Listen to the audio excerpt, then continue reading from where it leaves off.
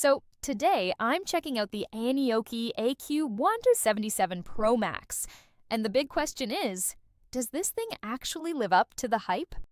Now, right off the bat, this is not your typical lightweight e-bike.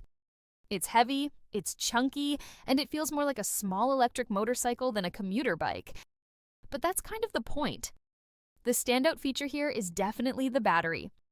We're talking a massive 48V60H setup, and in real-world use, you can realistically expect crazy long range. Some riders are even pushing 100 miles or more, depending on how you ride. Power-wise, it's got a 750W motor with peaks around 1200 baud, which means it handles hills surprisingly well and gets up to speed without feeling sluggish. The fat tires and full suspension also make it super comfortable on rough roads. But it's not perfect. It's heavy, like really heavy, and that can make storage and transport a bit of a headache.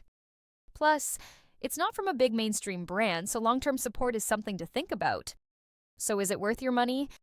If you want insane range and power on a budget, yes. But if you want something light and simple, this probably isn't it.